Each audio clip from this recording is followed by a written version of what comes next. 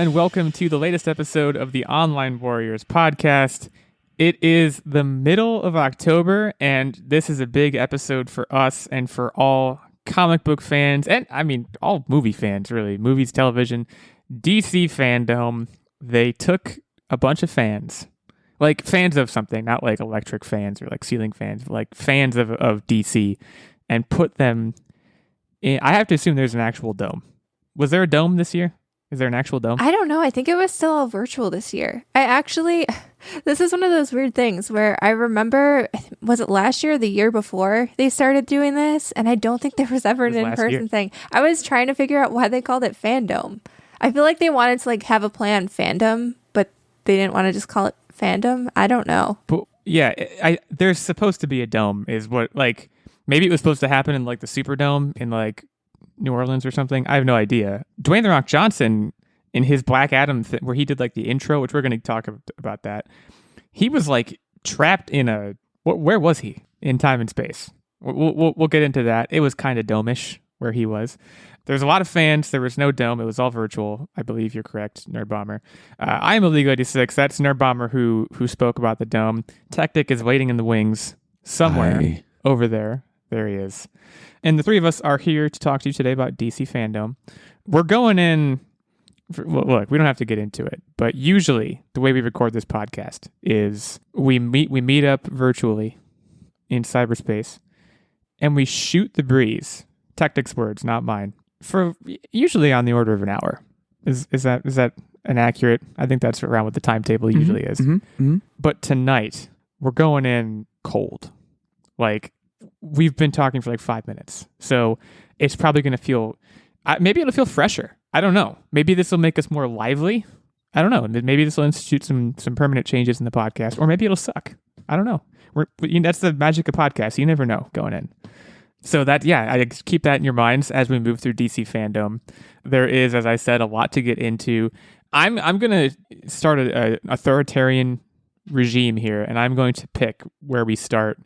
I mean, it's kind of the biggest one, I feel like. I don't know. What do you guys think is the biggest thing that was shown or announced? Probably here? Batman. It's definitely got to be Batman, right? Okay, so it is Batman. Okay, I wasn't sure if you were going to say like Black Adam. I mean, Black Adam was like, that was like experimental footage. We'll get to that later. Everything else hasn't really been kept under wraps as well, so it's not like a whoa. It's like, oh yeah, see, I knew that was coming. Batman, I mean, I'm not even sure how much of it was. We saw the Batmobile. That was a big deal. Like, there were some things that were new, right? We heard a lot more of Robbie P. doing his Dark Knight.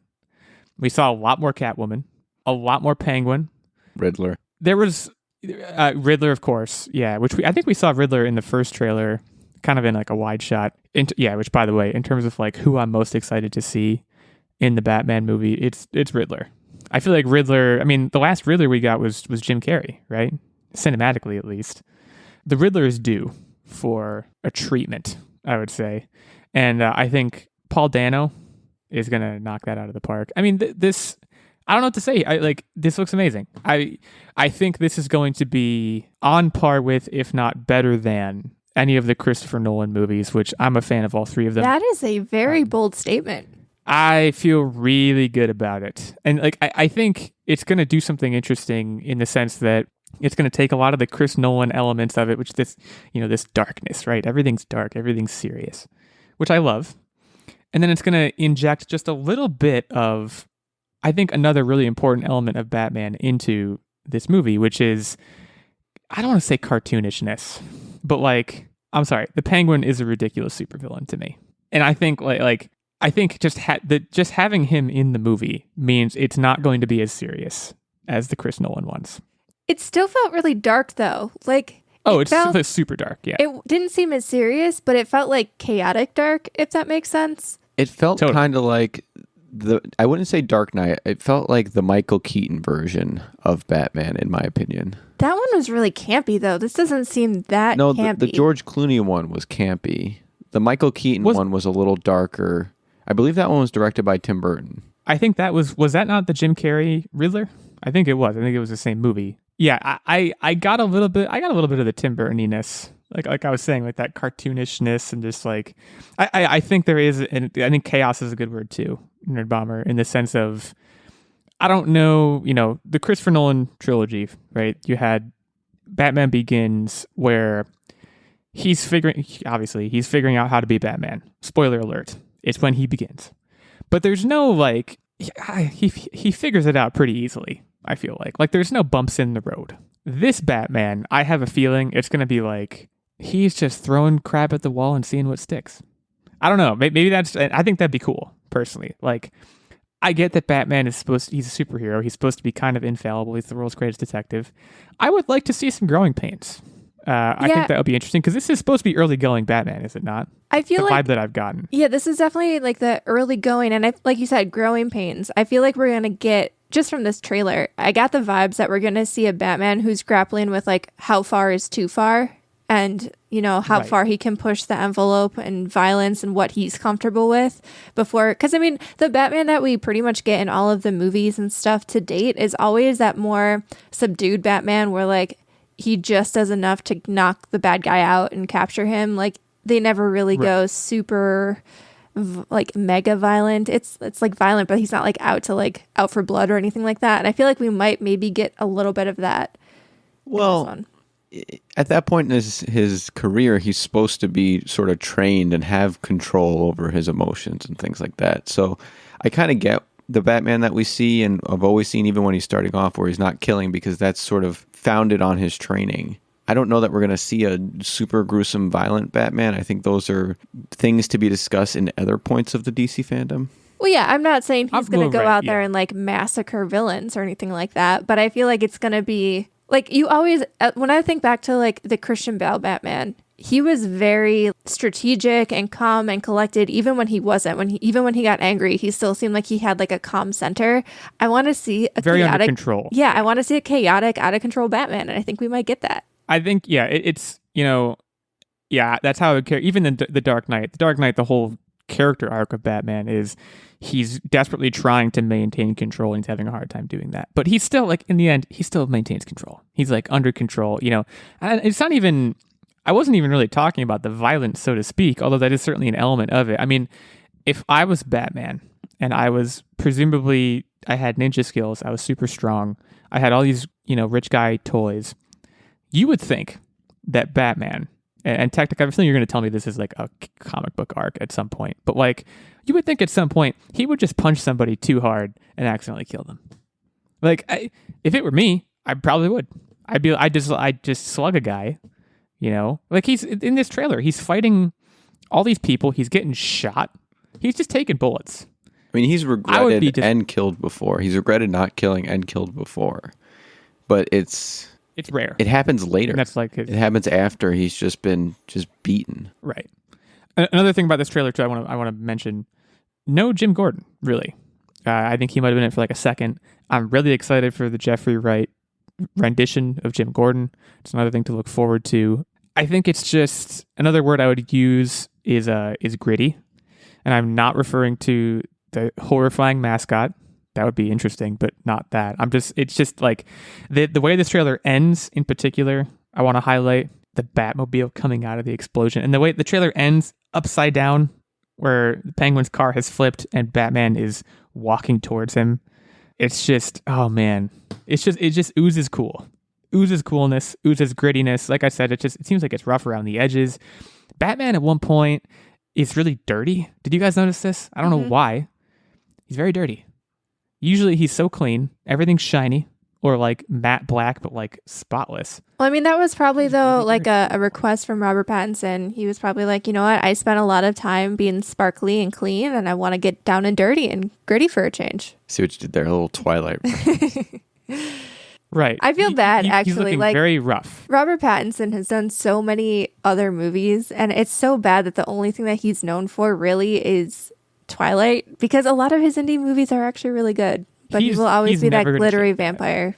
Yeah. He's never going to shake the Twilight thing. I also feel bad for him. He was really good in Tenet. I'm trying to think. There's at least one other movie that I've seen him in that I've been like, you know what? Robert Pattinson's a really good actor, and it's a shame what happened to him. I think we talked about this on the show before. Maybe the last time we talked about Batman. I think we were like, man, Robbie P, he kind of got shafted. Maybe this is his chance. We should talk about Catwoman for a second too, though, because she's wearing like 6 different costumes in the trailer. She's clearly, Catwoman is a master of disguise in the lore. I mean, she's a master thief, so presumably part of that is disguises. She's a thief more so. Like, one of the most intriguing things about Catwoman in general as a character is that, she's kind of framed as a villain, but at the end of the day, she's not really. Like, she's a thief, but not a terrible person. I also think some of the disguise, for example, the red hair was sort of a wink to, hey, you're going to see Poison Ivy at some point as well. Quite possible. I mean, it does seem like they're setting the table. You know, of course, I think the end all for any Batman property is always, when does the Joker come around? When can we introduce the Joker? When is that allowed? I guess you can't lead off with the Joker. That has been decided. You would think the Joker, you'd think Poison Ivy, like you said. I personally would prefer if they didn't do Poison Ivy, and hear me out. Penguin, Catwoman, Riddler, all can just be psychotic people, right? Poison Ivy, mutant. And once you start to introduce that superpower stuff, it can kind of go to the wayside, in my opinion. I'm also thinking about Bane. I mean, my main point of reference is past movies, right? So I'm thinking about other villains that were in previous movies, but also like the Arkham games. We're going to talk about video games here in a little bit. There's such a great rogues gallery to draw from here. I would hope that this movie succeeds, if only because the vision looks cool, and I think there's a lot of really cool characters that have yet to be realized within that vision. But yeah, Catwoman is very interesting. It's the word anti-hero isn't the right word, because she's not a hero, certainly, but she's just a very like gray character, neither light nor dark. Her and Batman, and that is shown in this trailer too, clearly have a relationship of some kind. I don't think they're jumping straight to like sexy time, which Batman and Catwoman is sexy time in a lot, like in the comics, right? Oh yeah. Do I understand that correctly? Well, I mean, that's technically what happened in the Christian Bale movies, right? Yeah, well, not quite sexy time, but yeah, they smooth. I mean, implied sexy time, though. It was passionate. Definite implied sexy time, because at the very end, again, spoiler alert. Look, again, if you haven't seen those movies by now, it's not. We're on our second refresh of Batman at this point. Like, you should have seen those movies. What is our cutoff for spoilers? What's our official spoiler cutoff? How many years removed do we have to be on to be able to talk about it on the podcast? 1 year. Can we? I think 1 year is fair. Oh, that's not long enough. Yes, it is. Yeah, I don't think that's long enough. I think it depends what it is. Like, if it's a Marvel movie where then they've moved on and addressed everything, like there are those years when like 4 Marvel movies come out and they're all interconnected, so you can't really talk about one without the other. But if you're talking about more standalone-y type things, I think 5 years is a decent window. Yeah, see, I was going to say 3. We'll have to talk. The average. Leave it up to the fans. 3, unless it was a sequel, then 1. Hit us up on Twitter at OWLegal86, at OW Techtic, at OW Nerdbomber, and our main show account at Online Warriors 1. What is the spoiler cutoff for the show? What will you allow? What would make you stop watching or listening? You can't watch yet. Who knows when that'll happen? But what would make you stop listening? I guess hit us up with that. So yeah, let's go watch the Batman trailer if you haven't already. It looks particularly explosive. I think it's going to be awesome. Techtic, you mentioned other characters in DC FanDome appearing to be just very, very violent. Mm-hmm. So I think we should move there next. Okay. Assuming you're talking about Black Adam. I'm talking about the Flash movie. Oh, okay. I mean, we could talk about the Flash next. Black Adam literally disintegrates a guy like immediately. But let's talk about the Flash. Am I misremembering? So I just want to say, first and foremost, I called it way back when, and it's already been confirmed time and time again that Michael Keaton is going to be in this movie, and he is going to be taking on the role of Batman in the alternate reality. Now, the reason why I said there is a violent rendition of Batman is in the Flashpoint Paradox when Thomas Wayne takes on the role of Batman, i.e. a older Bruce Wayne, because his son was killed and not him. He is relentless. He kills people, and the only one he doesn't kill is the Joker because, and again, this isn't spoilers because this is based on the comic books, and they might do this, because the Joker is actually his wife, because she went crazy because her son got murdered. Okay, wait. So slow down. Yeah. Did this trailer? Michael Keaton narrated this trailer. That's what I know. Did I miss the Thomas Wayne thing?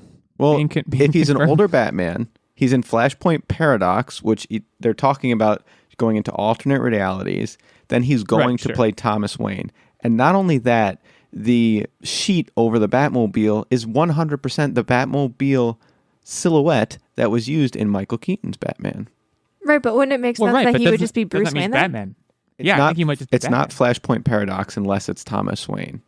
I mean, they might be taking like artistic liberties with the story, though. Yeah, but they're not going to. They might be like, it's so good, they're not going to. I mean, they might be doing what No Way Home is going to do, which is just, hey, go grab Tobey Maguire. You know, like, and I don't know if they're going to grab Tobey. That's wishful thinking on my part. I think this is just Batman. I think it would be a head fake for them to bring in Michael Keaton and then say, oh yeah, remember Michael Keaton? Well, but not that Michael Keaton. This is a different Michael Keaton. I'm sure Flashpoint Paradox is a great story, but I don't know. We don't know yet. Let's leave it at that. We have our theories. Multiverse is confirmed. I mean, there's 3 Ezra Millers in this trailer, or I guess 2 and a kid who is supposed to be younger Ezra Miller, I guess. Yeah, I mean, this looks fantastic. It's too short. I feel like we didn't see very much.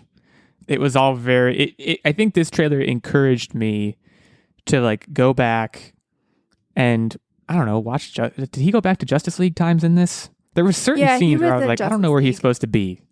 Yeah. And it encouraged me to go back and watch Justice League again, or watch the Zack Snyder cut, which I have not yet seen, neither of which I'm currently willing to do. So, Flash fans probably went crazy over this, and for good reason. Yeah.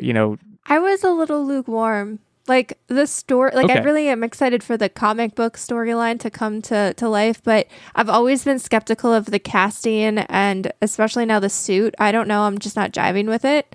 Like maybe it's just because I have in my mind like the CW's Flash show and Grant Gustin and the suits and the costume design on that show because it's been on so long and I really enjoyed that show.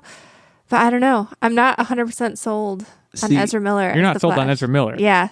See, I am fully prepared for disappointment, but my personal stance is my 2 favorite animated movies of all time are Flashpoint Paradox and Batman Under the Red Hood.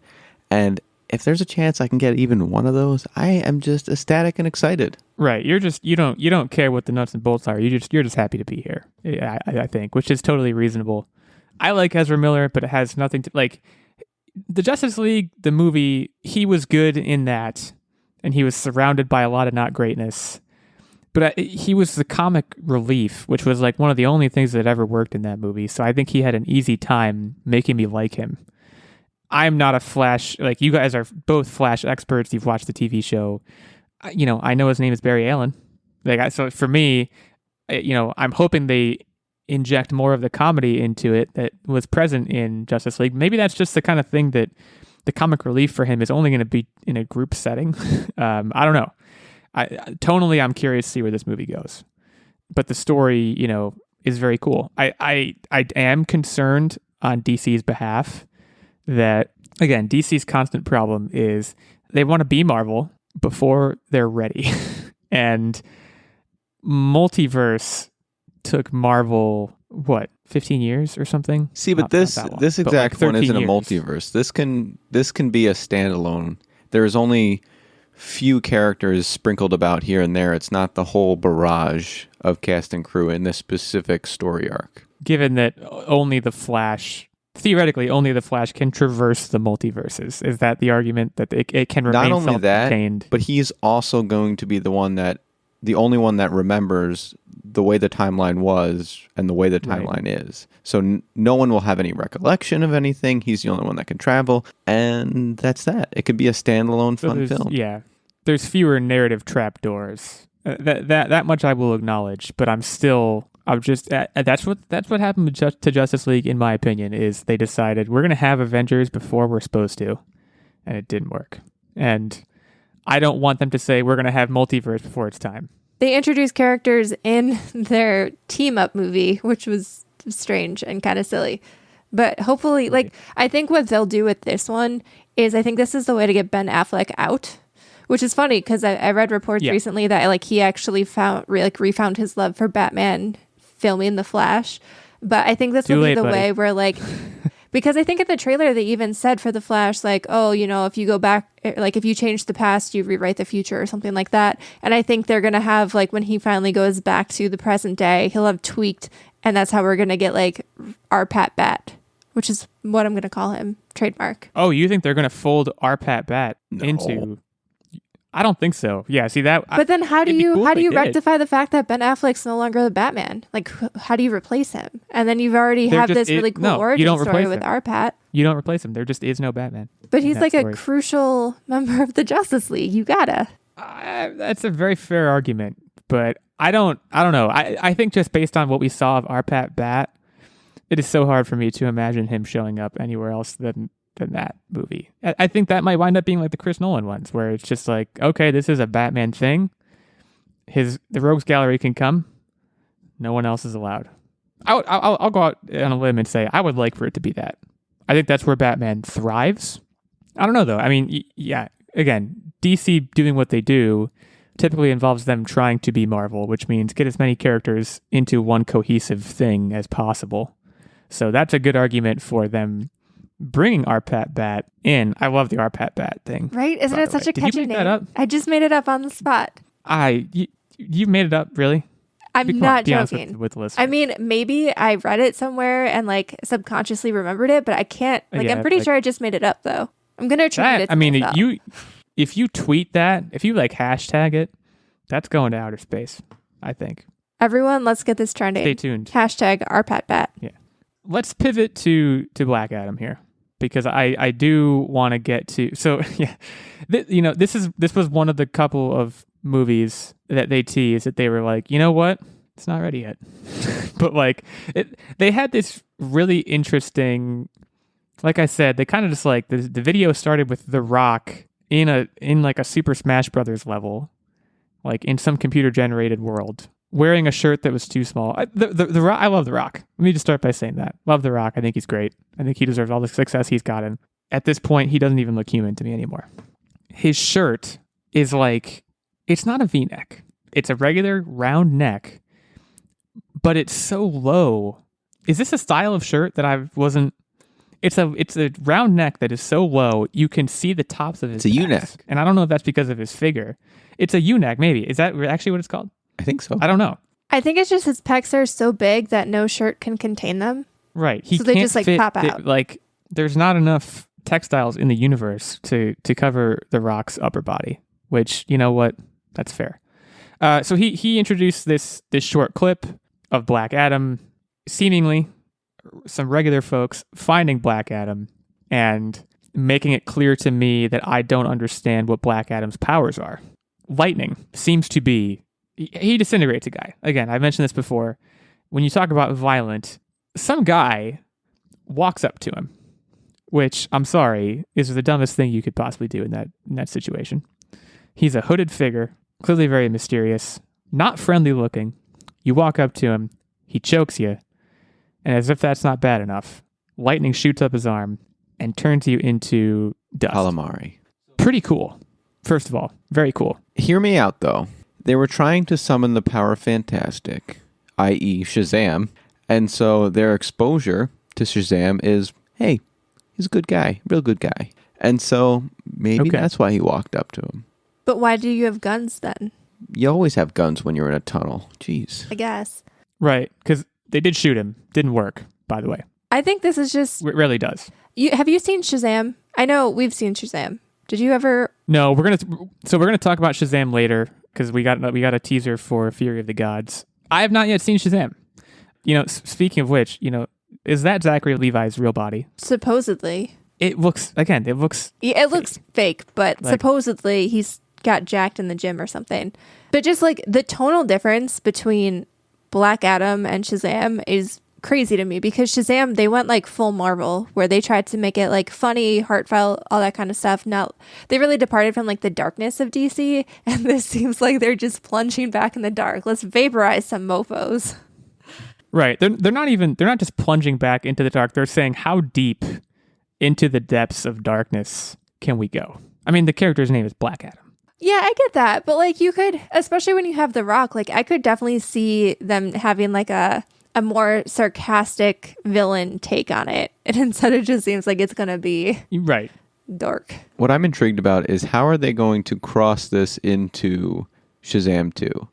Because it's all coming around the same time, and this is the main bad guy in the whole Shazam story arc, and yet we have Shazam 2 coming out. So in my opinion, I thought it was just going to be Shazam 1, then Black Adam is introduced in Shazam 2 as the main villain, yet it has its own standalone movie, and I'm just curious how they're going to extend this into its very own thing without having Shazam involved. I mean, this is kind of like a villain origin story, and I think the only villain origin story we've ever gotten, and I don't count Suicide Squad as a villain origin story, it's more just like a villain already existing story, is like the Joker movie. That's the only villain origin story standalone thing that I can think of. So I mean, in a way, that's kind of breaking the mold. Would you count Venom? Oh yeah, Venom is a good one, but like also he's not really a villain in that movie. Like he's not. He's kind of the good guy. Well, there's a couple things I have with a couple problems on a couple different things. So the Joker became the Joker well before the Batman became Batman. It was just one bad day. The Venom obviously was introduced to, the symbiote was introduced to Spider-Man before becoming Venom, hence the web shooters and things like that. It got that from Spider-Man's characteristics. So I actually did have a problem with the fact that Spider-Man's not in the Venom story arc. Now this particular one, Shazam was introduced prior to Black Adam being introduced, and so they have to have Shazam in there. It can't be a backstory without Shazam being present, unless it's like pre the kid. So before he was given the power of Shazam. That's the only way it could make sense when Zachary Levi and Dwayne's characters met back in the Diz-A. That's where it would work. So, okay. Again, not knowing much about Black Adam, in this trailer, he does not speak. To me, he is an otherworldly, almost like, I know Thor is a good guy, but like a Thor kind of character where is it like a fish out of water thing where he doesn't even really know where he is? He's just super powerful and has to like deal with it. I mean, this is Dwayne The Rock Johnson has described this as a. He's just like Shazam. But what is the he? Bad guy? What are they gods? Yeah. I haven't seen Shazam, so I'm totally lost. Dwayne The Rock Johnson described this as his passion project, and like he's very, very into it. He says some of the best action sequences and most intense action sequences he's ever filmed. Which, given who he is, that's a big deal. I would think he's going to get a chance to use some of the charisma that we know he has. For what, I do not know. But I did not know how closely tied Black Adam and Shazam are. So before I watch Black Adam, I'm certainly going to have to go and watch Shazam. Knowing that Black Adam exists, when you're watching the post-credit scene, you'll see sort of a wink, wink, shove, shove. Right. Because again, this has been, Black Adam's been in the hopper for, my goodness, it's been years. Like, we've been hearing about this for a very, very long time. So it makes sense that Shazam would tease it. I would agree, without knowing much of anything, again, that Shazam 2 is going to have to do something to bring the characters closer. What's the release order? Do we know what's coming out first? Because they're both very clearly in the early going. I don't know which one comes out first, and that seems like a critical detail. Google's Black Adam release date says July 29th, 2022. And then Shazam 2 Shazam Fury of the Gods 2023. Yeah, June 2nd, 2023. So Black Adam will be coming first. So, yeah, do we see Shazam in Black Adam or Black Adam in Shazam 2 or both? Seems like there's a high probability of some crossover happening there.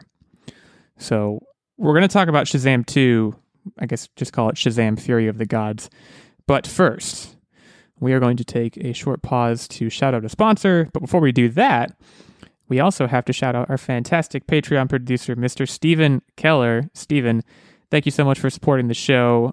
Steven is a knight at our round table. He supports us at the highest of our 3 levels of Patreon support, and as a result, he gets the shout out every episode.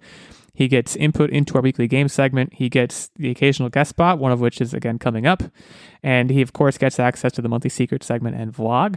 There are also 2 lower levels of support, one of which is called the Squire level, which gets you access to the monthly secret segment and vlog. And then there's, of course, the page, which gets you access to the monthly secret segment. For more of the details on all of those levels of support, you can head to patreon.com/onlinewarriorspodcast for more of the details. Steven, thank you so much for helping us out. Keep this thing going.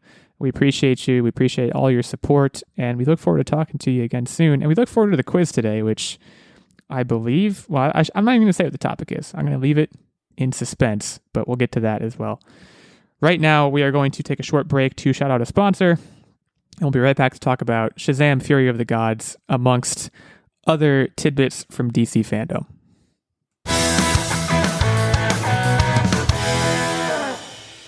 Since 1998, Stamps.com has been an indispensable tool for nearly 1 million businesses. Stamps.com brings the services of the U.S. Postal Service and UPS shipping right to your computer. Whether you're an office sending invoices, a side hustle Etsy shop, or a full-blown warehouse shipping out orders, Stamps.com will make your life easier. All you need is a computer and a standard printer. No special supplies or equipment, and within minutes, you're up and running printing official postage for any letter, any package, anywhere you want to send it. And you'll get exclusive discounts on postage and shipping from USPS and UPS. Once your mail is ready, just schedule a pickup or drop it off. No traffic, no lines. Cut the confusion out of shipping with Stamps.com's new Rate Advisor tool, with which you can compare shipping rates and timelines to easily find the best option. Save time and money with Stamps.com with no risk. And with our promo code POD, that's P-O-D, you get a special offer that includes a 4-week trial plus free postage in a digital scale. No long-term commitments or contracts. Just go to Stamps.com, click on the microphone at the top of the homepage, and type in POD, that's P-O-D, and that's Stamps.com, promo code POD. Stamps.com, never go to the post office again.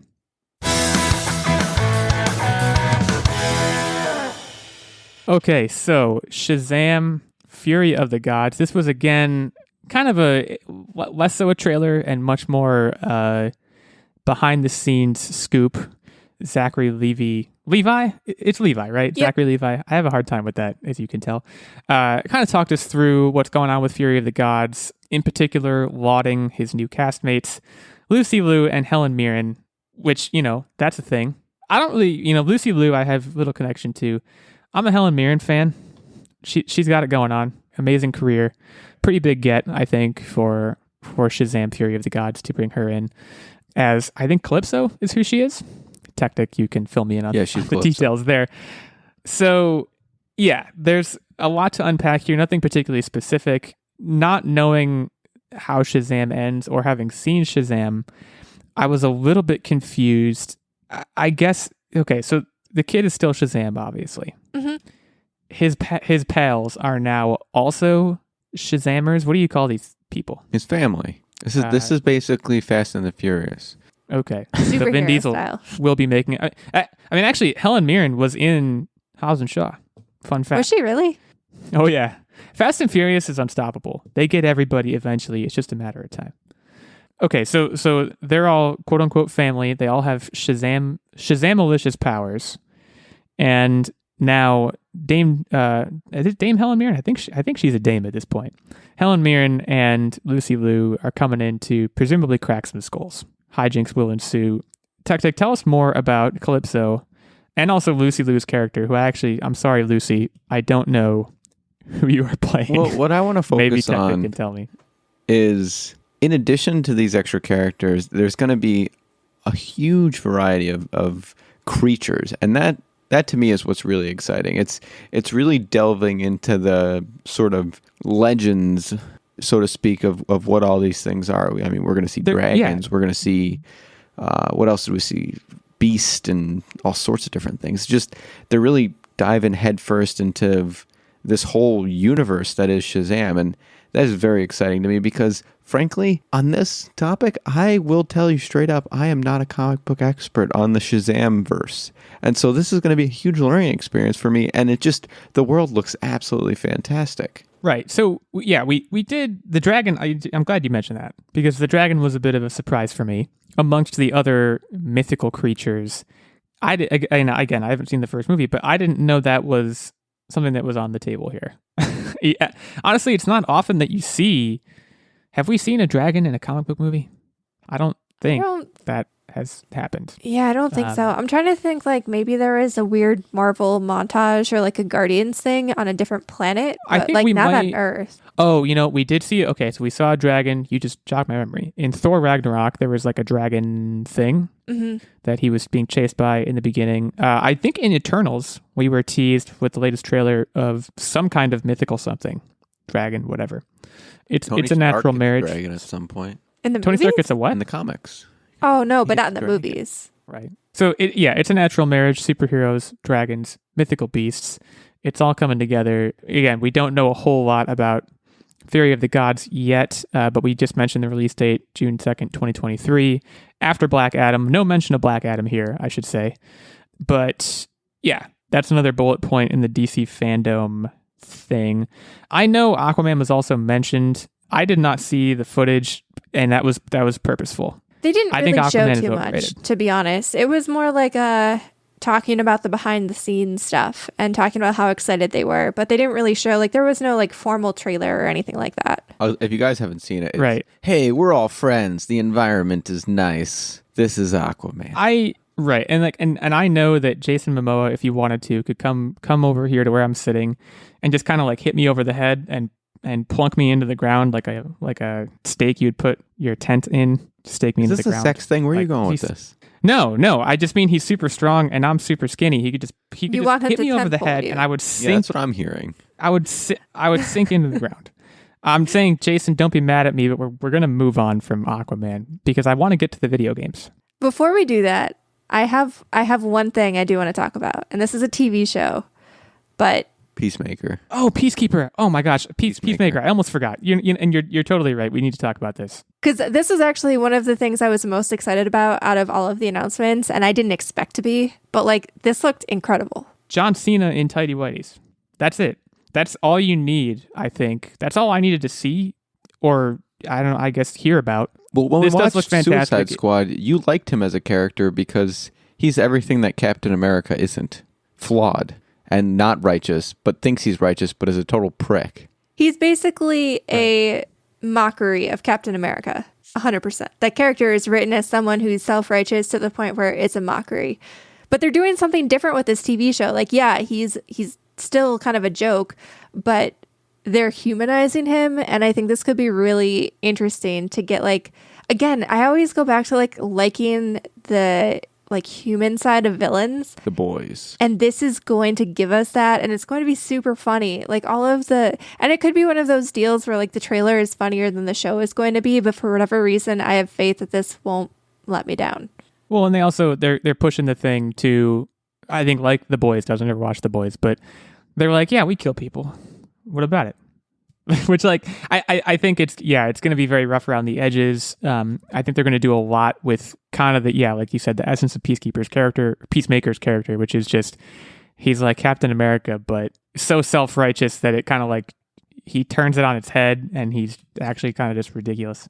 He is what I know Captain America would be if Captain America became a thing today, honestly. Right. Kind of it's just a caricature. And I know Nerdbomber and I both share a general dislike of Captain America. So yeah, this definitely, I'm glad I would have moved right past this and forgotten about it.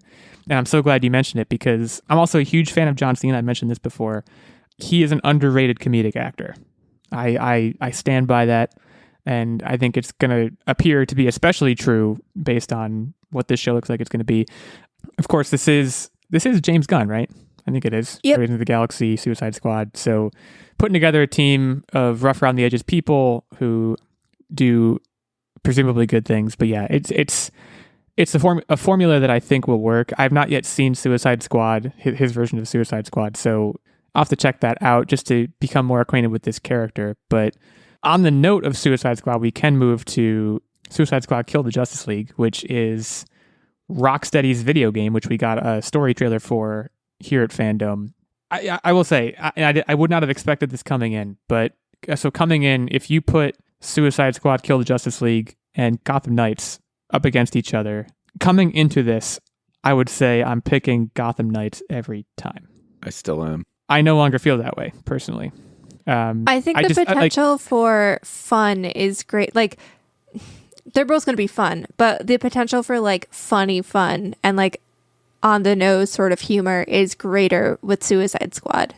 For sure. I'm skeptical for really both of them on how the combat is. For whatever reason, I got an Arkham Knights vibe from Gotham Knights, and I got a Injustice vibe from Suicide Squad, where it's one sort of the Mortal Kombat fight. And I know it's very unlikely based on the producer of the game, but without seeing the fight sequence, I'm kind of skeptical of the Suicide Squad one. Well, I think for an event like FanDome, I feel like they probably didn't want to get in like super heavily into the gameplay aspect of things, because what FanDome seemed to be a lot of was, you know, these quick hitter 2 or 3 minute trailers or something to hook you on the story for everything that they showed. And I don't know if they could count on everybody who watches FanDome to be a video game player. So if you get too far in the weeds for like the game mechanics, you might lose some people. Whereas if you keep it like a snappy story trailer like they did, it probably will hit home with the wider audience that they're probably appealing to at this sort of event. I mean, I don't disagree that like, I want to see gameplay, but like Rocksteady has really good pedigree, so I'm not about to doubt them. Gotham Knights, too. We already got gameplay for that, I believe. I don't remember when. It was last year sometime, maybe E3, or maybe the last DC FanDome, for all I remember. Now, Rocksteady has done...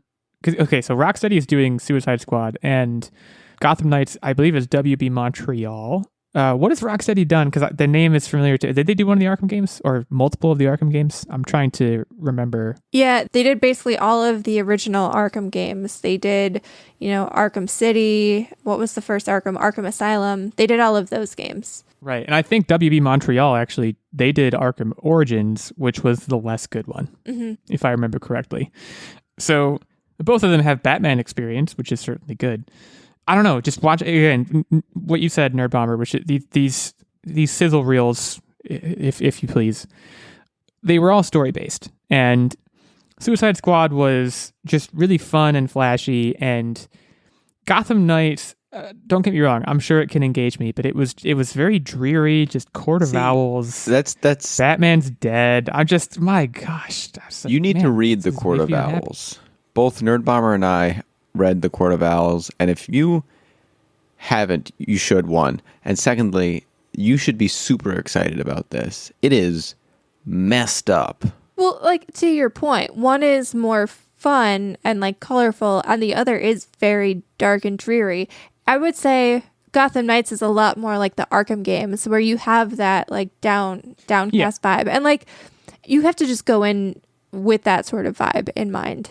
Because both of the stories, the underlying stories are really, really good. And I think if you like the Arkham games, I think once you get into the story, if they develop the Court of Owls storyline really well in this game, I think it's going to be super engaging. It is going to be really, like Techtic said, super messy, though. Is Batman dead? I might have missed that. Is he dead when that starts?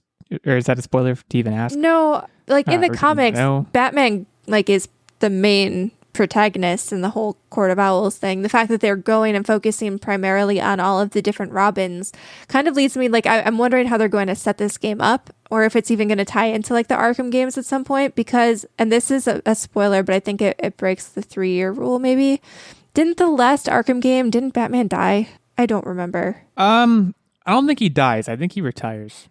I can't remember. So I think if they're following that, like the game storyline, that's probably why we're pivoting to all the Robins at this point. This isn't a spoiler, but I don't think he's going to be dead in this. I think he's going to be captive by the Court of Owls, and that was going to be the big twist. Okay, yeah. I'm a big, and I remember this from whichever one of the Arkham games had the DLC. I'm a big Nightwing fan. Me too. So I love the characters that they've laid out here, that presumably are all playable characters. I think that's going to be really cool. I don't know. I was more grabbed and taken in by the Suicide Squad trailer. That was the better story trailer to me, but it depends what you want, right? It's like anything. This is kind of like an offshoot. I don't know. And I know you're not big on like actually reading the comics themselves, Illeagle, but if you like Nightwing, and I know you like spy action movie type things, there is a comic book run, and it's relatively short, but just called Grayson, which follows Dick Grayson, and he goes from being Nightwing to basically like a 007 type spy, and super great comic book run. Sounds awesome. I will add it to my list of recommendations that you've given me. The death knell. But yeah, so we have these two video games, Gotham Knights and Suicide Squad: Kill the Justice League. I guess where we can leave this is, who are you going to play as? What? Sorry, who are you going to play as? No, that's where we would leave it. I want to know on the social medias who you guys play as. The superior choice is, I don't know if you guys know this, but my favorite Robin is the Red Hood. There's this show that I think you guys should watch. This movie, Batman on the Red Hood. I haven't mentioned this before, but you guys should watch it. You haven't mentioned it about 100 times. It has been so noted for the record. But yeah, pick your poison of these games. Let us know which one you're more excited for. And also, let us know what aspect of DC FanDome tickled your biscuit that we didn't get to. I'm really sorry for using that phrase just now. It came out. Please don't tickle my biscuits. I don't like people touching my food. Don't tickle Nerdbomber's biscuit. My biscuit's free to be tickled. Techtic, the jury's out. I guess he'll have to think that over. As long as they're buttered. Well, okay. Good answer, I guess. We're going to move to what are you up to Wednesday now? And I don't know, say what we've been up to. Pretty straightforward. You've listened to the show before, maybe. Techtic, lead us off this week. What have you been up to? It's been exciting. It's actually been a really good week. First and foremost, I finished my Halloween candy dispenser. It's live on the YouTubes. You guys can check that out if you want to learn how to make your own. And then the other thing is I have been playing the snot out of Metroid Dread. It is a fantastic game. I'm going back and forth in different levels, even though I know where I need to go to progress. I'm just kind of exploring and having fun with it. I am not doing a speed run because I kind of don't want it to end. I 100% recommend you have to find every energy tank. That's the only thing. That's the most exciting thing to me in any Metroid game is where's every energy tank. Just beating it is not satisfying. You have to be right. Oh man, I totally agree. But the game was done super well, and I'm gonna probably get some curse words for now. What I'm gonna say is Metroids, in my opinion, should only be side scrollers. That's where they thrive. That's where they're the best. I love the 2D Metroid games. I hated Metroid Prime. There, I said it. I mean, I'm not gonna curse you out. I'm not going to curse you out. You're wrong, but I'm not going to curse you out. Metroid thrives as a side scroller. It is just, I am so glad that they made it for the Switch as a side scroller, and it's fantastic. The graphics and the cutscenes are great. They're 3D. They're beautiful. It's awesome. I have not started it yet, and I'm devastated to have to announce that. I've been pretty busy, and we'll get to me later, but I'm looking forward to starting it. This is a good endorsement. It can be a little frustrating at times where you just absolutely feel lost. I do want to warn you, but you got a buddy here now who's progressed pretty far into the game, so if you need a hand, Illeagle, you can always reach out. I mean, if I get lost, I'll just look for energy tanks. I don't care where I am. I'm just looking for energy tanks. The progression of the story is not as important as finding energy tanks. I can't stress enough that I will be finding every energy tank that exists in that game. Come hell or high water. But anyway, I'm hijacking your update. What else? Is that it for you, or what else have you been up to? I'll pass it off to Nerdbomber for now. All right. Off to Nerdbomber. Nerdbomber, what's up? So 2 things that we did. We watched A Quiet Place 2, finally. I know it's been out for like a year now at this point, but I had my free little week trial of Paramount Plus, and we had to get it in, obviously. So watch that. It was pretty good. I don't know if it was as good as the first Quiet Place, and I think it was because, you lost a little bit of that like originality. Not that it wasn't original, and there's still not much out there like it, but like when A Quiet Place came out, it was like, oh, this is like never really been done before. Like there's no really talking in this. It's all quiet. This is so revolutionary. This didn't quite feel that revolutionary, but it was still a good story. So if you haven't seen it already, definitely check it out if you like the first one. This one had a little plot holiness. I thought the first one was a lot more solid, in my opinion. There were some small things that, as audience members, we had to call out. But overall, I'd say it was pretty good. Yeah, because, the sequel, it introduces you to, like, what happened before, like, the day that all of the aliens came to Earth in the first place. And it has, like, a broader scope. I think A Quiet Place, was self-contained to the farm and just, like, that specific family. But you get, like, a broader look at, what happened in the world and how people and different groups of people either thrived or didn't thrive once the aliens landed. Right. Which is a fairly natural progression after the first movie. Now, I've been told, I've not seen this movie. I'm in this movie. I have been told, I don't know if I've mentioned this on the podcast before. I've been told by numerous people, strangers, 9 times out of 10, that I look like Cillian Murphy. I don't even know how to pronounce his name. Yeah, I kind of see that. He's in this movie. I don't see it, but I've been told that by a number of people. So if you watch this movie, I don't know, think of me. You're a main lead. I don't know. Yeah. Oh, I go through a lot of stuff in this movie. I imagine. Again, I haven't seen it, but I was You look there. nothing like him. Okay. No, hey, everyone's entitled to their opinion. I don't see it, but I mean, in like when I go on, and I feel like it always happens when I go on vacation, I'll be like walking to the beach and a lifeguard will be like, hey, have anyone ever told you that you look like, and I'm like, yes. I don't even let them finish because I know what they're going to say. It's happened to me like 10 times. I don't see it. Anyways. Someday you'll have to meet up and take a picture together. Yeah, we'll tweet this at him, and I'll figure out how to pronounce his name. My latest celebrity comparison was Andy Samberg. Someone told me 2 weeks ago that I look like him. I don't see that. Me neither. I don't see it. No. Yeah, people don't understand what we look like. I think that's the takeaway here. But anyways, go on. So my other main accomplishment is I started and finished because, Techtic was playing a lot of Metroid Dread, so I had a lot of gaming time on my hands. Jedi Fallen Order. And I don't know why you guys didn't like it. There, I said it. There were, there were some technical difficulties. I would say the biggest issue that I had with the game from a negative standpoint was that it felt a little laggy in terms of response time. Like sometimes you would hit the button to hit someone with your lightsaber and there would be a decent noticeable lag between when you hit the button and when your guy actually started moving. And I don't know if that was just a function of the animation because he was winding up or something like that, but that was a little frustrating. And especially when it came time to jump and do some platforming stuff, every now and then the controller would delay and that would be annoying because you'd fall to your death. But other than that, I really enjoyed it. I thought it was a really good, well-told Star Wars story. I think I got super invested in the story, not necessarily right off the bat, but as the story got a little bit further on, I think once I hit the third planet, I was very deeply invested in the story. And then I also really liked... too long. That's the problem for me. Well, I think there was mystery to keep you kind of plugging along. But yeah, they do kind of just throw you into it and don't really give you a lot of reason to care about the character you are right off the bat. But eventually you do. It just takes a while to build up to the story. Because the whole point of it was, he went through, was it Order 66 where all the Jedi got wiped out? So he has all of these repressed traumatic memories. And what I enjoyed and one of the game mechanics that I really liked the best was that what kept the game fresh going forward was, as he faced all of these repressed memories and came to terms with what had happened and his trauma, he not only did you get more of the story, but the game kind of expanded to you because then you got more force abilities and more upgrades to unlock and stuff like that. And it kind of felt the gameplay didn't stagnate because you were constantly getting new skills and growing as a Jedi. So I thought that was pretty cool. I just I think for me, and we've talked about this on the show before, so I won't belabor the point, but Jedi combat is never going to be satisfying enough for me.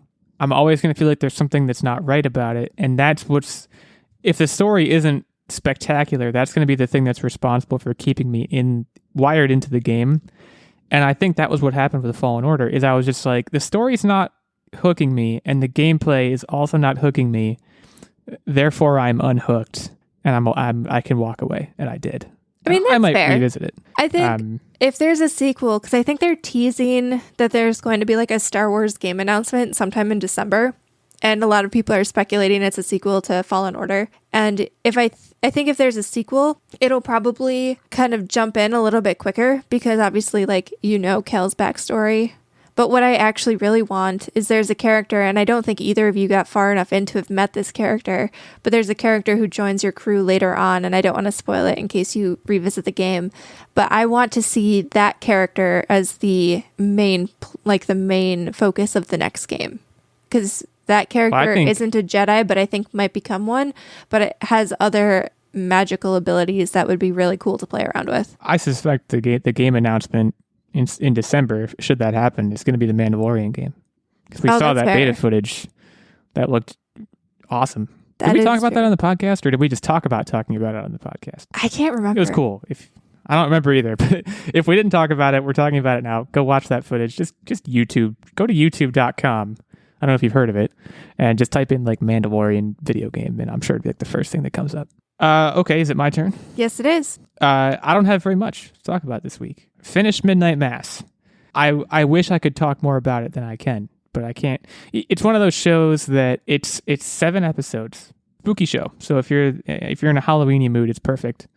Put the kids to bed, though. My goodness, put the kids to bed. It's one of those shows that it starts off and you don't even really, other than the fact that it's a spooky show, you really don't even really know what it is.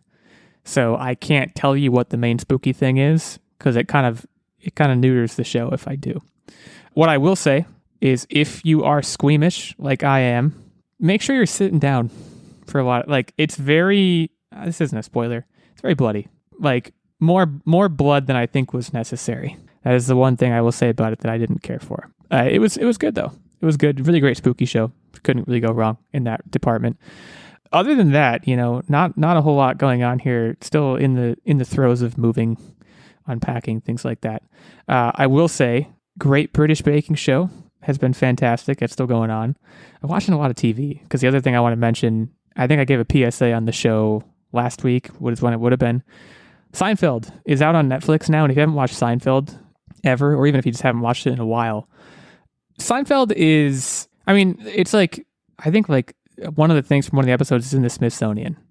Like it's kind of just like a cultural touchstone that if you haven't watched it, you're going to at some point in your life have a conversation with someone where you're going to get confused. I don't even know if that's an endorsement.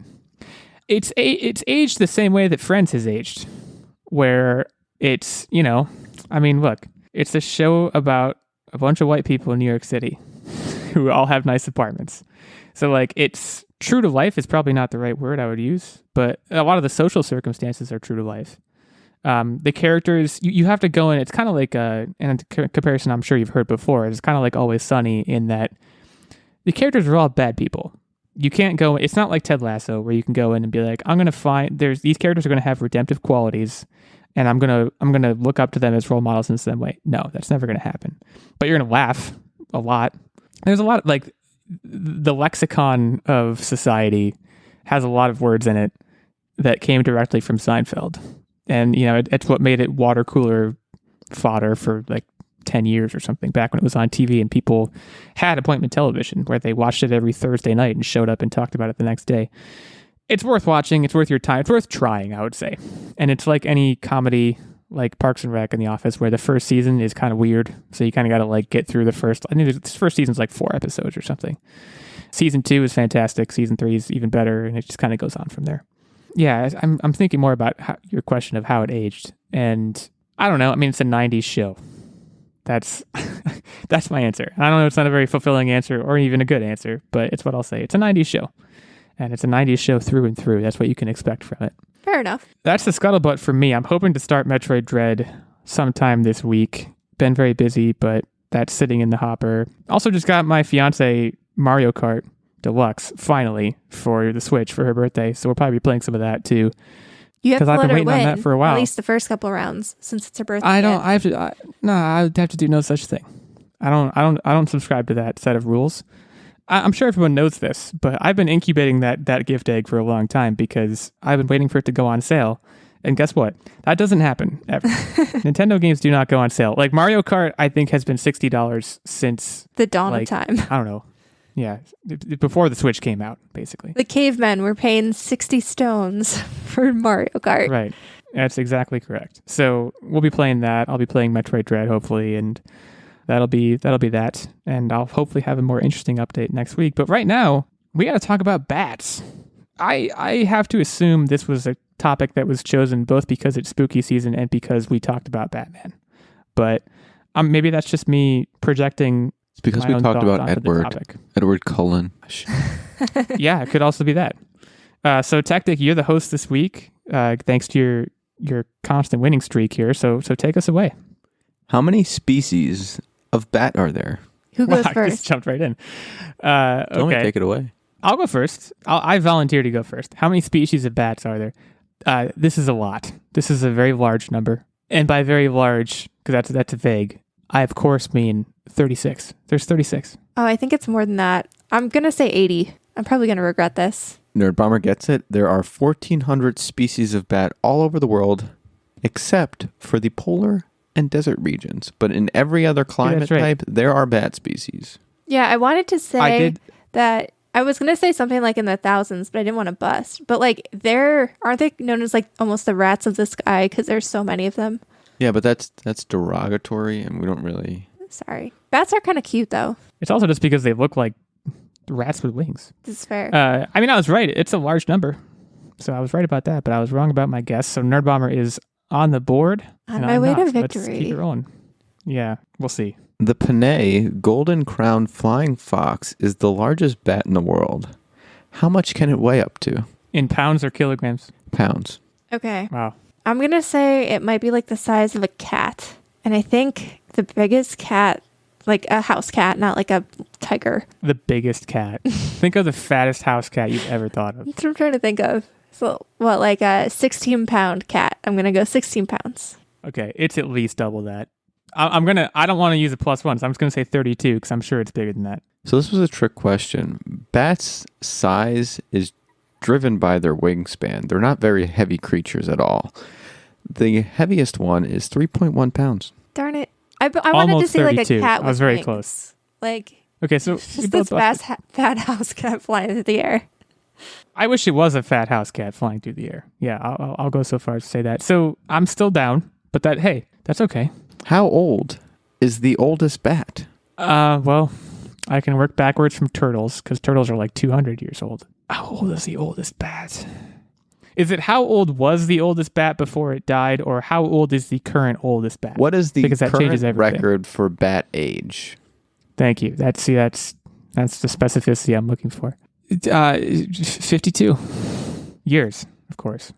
So I'm going to come at this from like an animal perspective. I know typically when you're thinking about like even pets and stuff, small animals tend to live shorter lives. Like even when you're looking at sometimes dogs, or maybe dogs are not right. Smaller dogs tend to live longer. But typically like rodents and stuff like that don't live as long as other animals. Yeah, my aunt had a Chihuahua that lived to be like 23. Damn. Which is like insane for dogs. So... But I'm going to say for a bat, like 8 years. So you took a good philosophy, and most bats live less than 20 years in the wild. Scientists have documented 6 species, however, that live more than 30 years. And in 2006, a tiny bat from Siberia set the record at 41 years old. So Nerdbomber gets it. Yes! God, you teased me. You made it seem like I was going to get it.